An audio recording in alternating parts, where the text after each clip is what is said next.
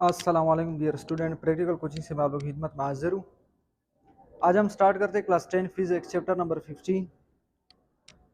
इससे पहले जो चैप्टर था वो चैप्टर नंबर 14 था, इलेक्ट्रोस्टैटिक्स के बारे में। अगर इलेक्ट्रोस्टैटिक का ज़रा सा और व्यू ले लेते हैं कि इलेक्ट्रोस्टैटिक्स किस चीज़ को कहते हैं। वो जो चैप्टर था, इलेक्ट्रोस्टैटिक का मतलब ये होता है कि चार्जेस जब रेस्ट की हालत में होते हैं उनके बारे में स्टडी करना, उसको हम क्या कहते हैं, इलेक्ट्रोस्टैटिक।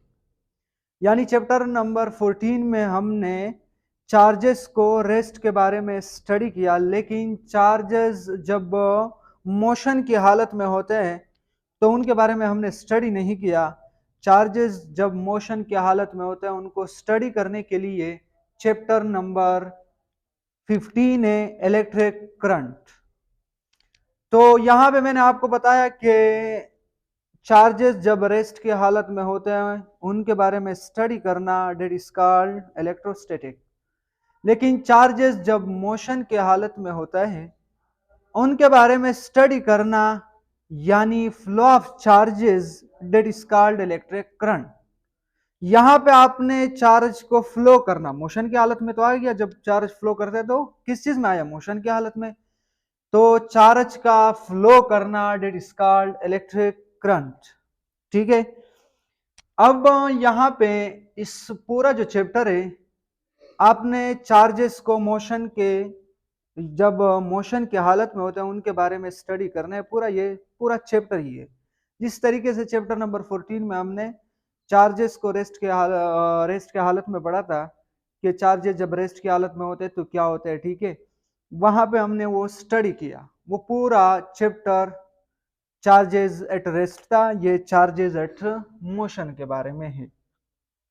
तो सबसे पहले इलेक्ट्रिक करंट का अगर मैं डिफिनेशन यहाँ पे लिखूं तो डिफिनेशन कुछ यूं है, आसान है, मुश्किल नहीं है। The rate of charges flow through any cross sectional area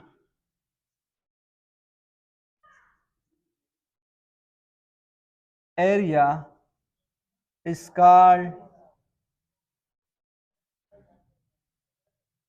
called electric current.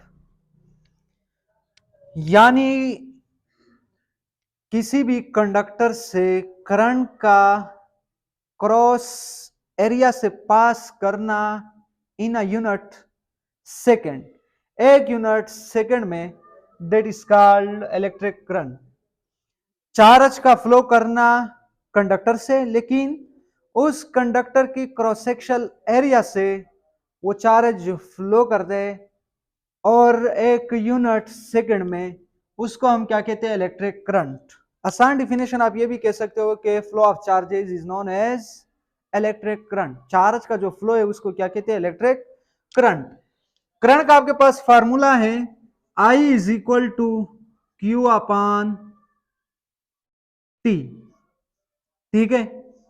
यानी यहां पे इसका क्या मतलब है कि एक सेकंड में आपने किसी भी कंडक्टर की क्रॉस सेक्शनल एरिया से चार्ज को पास करना है। ये जो चार्ज को पास करना है इसको हम क्या कहते हैं, इलेक्ट्रिक करंट। एग्जांपल, यहां पे आपके पास चार्ज का जो यूनिट है वो कूलम्स है और टाइम का जो यूनिट है वो सेकंड है। यहां पे मैंने एग्जांपल लिखा कि आपके पास 4 कूलम है, 4 कूलम्स। ठीक है, ये आपके पास 4 कूलम चार्ज है और टाइम जो इसका है वो है 2 सेकेंड। तो आपने करंट फाइंड करना है कि यहाँ पे कंडक्टर से कितना करंट पास हो सकता है। तो यह आपके पास सिंपल फार्मूला है कि यहाँ पे आपने Q की जगह क्या लिखना है, Q का वैल्यू आपको गिवन है 4 डिवाइड बाई आपके पास क्या है 2, तो 2 टू ज़ा 4, यहाँ पे क्या आएगा 2 1 ज़ा 2, 2 टू ज़ा 4, 2 आ गया। ठीक है, तो इसका यूनिट क्या है, 2 कूलम पर सेकेंड। यानी इसका मतलब यह है कि 1 सेकंड में 2 कूलम का चार्जेस इस वायर में से या इस कंडक्टर में से पास हो सकता है। एग्जाम्पल यहां पे अगर आप यूनिट की बात करें कि यहां पे सर यूनिट किया है तो कूलम पर सेकंड इसका यूनिट है, लेकिन इसका जो दूसरा यूनिट है वो क्या है, दूसरा जो यूनिट है आपके पास कूलम पर सेकंड बराबर होता है, इक्वल होता है किस चीज के, कूलम पर सेकंड एम्पेयर के बराबर होते हैं। किस चीज के, एम्पेयर। एम्पियर कौन था, एक साइंटिस्ट था कि इस एम्पियर ने हमें जो करंट है, जो चार्ज का फ्लो है, उसके बारे में हमें किसने बताया, एम्पियर ने। एम्पियर एक साइंटिस्ट था, साइंटिस्ट होने की वजह से इसका जो यूनिट है कूलम पर सेकेंड उसने अपने नाम के ऊपर रखा। जिस तरीके से आपने सुना होगा कि F is equal to 1/T frequency का फार्मूला है और सेकेंड इनवर्स इसका यूनिट है, लेकिन वहां पे क्या हुआ कि फिर साइंटिस्ट ने अपने वो जो सेकेंड इनवर्स यूनिट था उसको नाम दिया हर्ट्ज। हर्ट्ज साइंटिस्ट था, उसने हमें फ्रीक्वेंसी के बारे में उसने हमें बताया था। ठीक है, तो यहां पे कूलम पर सेकेंड को एम्पियर ने नाम दिया एम्पियर। ठीक है, अब करंट का यूनिट यूनिट भी आपने देखा होगा, सुना होगा, किताब में स्टडी भी किया होगा कि 2 एम्पियर, 3 एम्पियर, 4 एम्पियर, इस तरीके से ये करंट का क्या है, यूनिट है। ठीक है, तो एम्पियर किस चीज का यूनिट है, करंट का यूनिट है, इलेक्ट्रिक करंट का। ये कौन था, ये एक साइंटिस्ट था। चार्ज फ्लो करने का जो मेथड था वो हमें किसने बताया था, एम्पियर ने। ठीक है, अब एग्जांपल अगर पुराने जमाने के लिहाज से देखा जाए तो पुराने जमाने में क्या होता था कि साइंटिस्ट का यह नजरिया था कि यह आपके पास एक बैटरी है।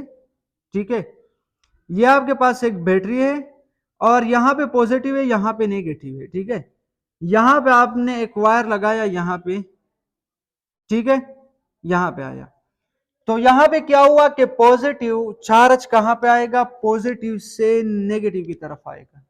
ये पुराने जमाने में एज्यूम किया था। ठीक है, कि ये पॉजिटिव यहां पे आता है नेगेटिव की तरफ, ये चार्ज इस तरीके से फ्लो करता है। ये सिर्फ एज्यूम किया था, इमेजिनरी, रियल में ऐसा नहीं था। जब बाद में इलेक्ट्रॉन डिस्कवर हुआ, डिस्कवर होने के बाद जब हमने देखा कि पॉजिटिव तो मूव नहीं कर सकता है, पॉजिटिव चार्ज जो है, क्योंकि वो प्रोटॉन है, वो न्यूक्लियस की कंट्रोल में होता है, वो मूव नहीं कर सकते, बल्कि जब भी कंडक्टर में मूव करता है वो कौन सी चार्ज होता है, वो इलेक्ट्रॉन होते हैं नेगेटिव चार्ज। क्योंकि हमने पढ़ा है कि कंडक्टर में इलेक्ट्रॉन फ्री होते हैं, न्यूक्लियस का जो कंट्रोल है वो मजबूत नहीं होता है, स्ट्रॉन्ग नहीं होता है कंडक्टर में। नॉन कंडक्टर में जो इलेक्ट्रॉन होते हैं आउटर मोशन में, वहां पे न्यूक्लियस का कंट्रोल ग्रेटर होता है कंडक्टर से।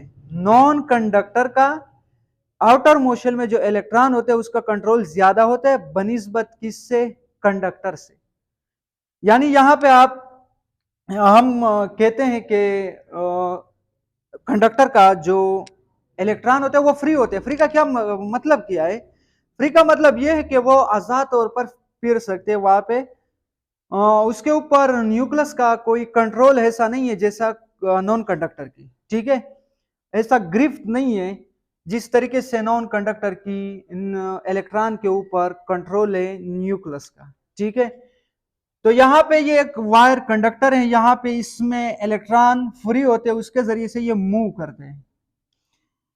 तो पुराने जमाने में एज्यूम किया था कि पॉजिटिव से नेगेटिव टर्मिनल की तरफ करंट का डायरेक्शन होता है। ठीक है, ये सिर्फ एज्यूम किया था, लेकिन इलेक्ट्रॉन डिस्कवरी के बाद क्या हुआ कि प्रोटॉन तो मूव नहीं कर सकते बल्कि इलेक्ट्रॉन मूव करता है। तो यहां पे फिर क्या हुआ कि ये जो बैटरी है यहां पे फिर क्या कहा कि बैटरी से इलेक्ट्रॉन मूव करते पॉजिटिव की तरफ। इस कंडक्टर में इलेक्ट्रॉन मूव करते हैं कहां पे आते, पॉजिटिव की तरफ। लेकिन पुराने जमाने में क्या था कि हमने एज्यूम किया था कि नहीं, पॉजिटिव से नेगेटिव की तरफ मूव करते हैं।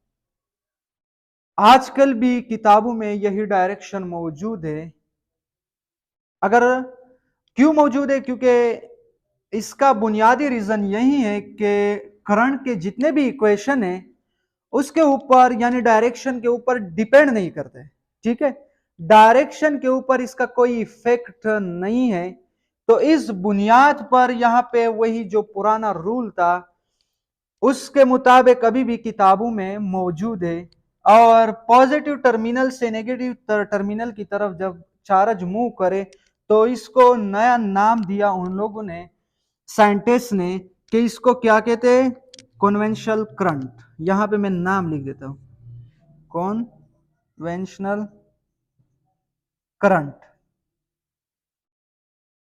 यानी कन्वेंशनल का मतलब यह होता है कि पुरानी रिवायात, यानी रिवायात, ये पुराने जमाने में साइंटिस्ट ने एज्यूम किया था, इस बुनियाद पर आज भी इसका नाम क्या रखा, कन्वेंशनल करंट, ठीक है। कन्वेंशनल का मतलब ये होता है रिवायात। और जब इलेक्ट्रॉन डिस्कवर हुआ, डिस्कवर होने के बाद फिर डायरेक्शन का पता हमें चला कि प्रोटॉन तो मूव नहीं कर सकता पॉजिटिव चार्ज, बल्कि नेगेटिव मूव करते हैं। तो उसको हमने अलग नाम दिया, इसको कन्वेंशनल करंट कहते हैं। और दूसरे को क्या नाम देते हैं, इलेक्ट्रॉनिक करंट, इलेक्ट्रॉनिक करंट, ठीक है। इसको इलेक्ट्रॉनिक करंट कहते हैं। इसके अलावा अगर आप कहे कि सर जी करंट जो आपके पास है ये स्केलर है या वेक्टर है, तो स्केलर क्वांटिटी है। स्केलर क्वांटिटी क्यों है, आपका ये भी क्वेश्चन बन सकता है कि सर स्केलर क्वांटिटी क्यों है, क्योंकि इसका डायरेक्शन भी है। तो स्केलर क्वांटिटी इसलिए है क्योंकि करंट का जितने भी इक्वेशन है, जितने भी फार्मूले हैं, वो वेक्टर के जो लॉ है उनको वेरीफाई नहीं करता।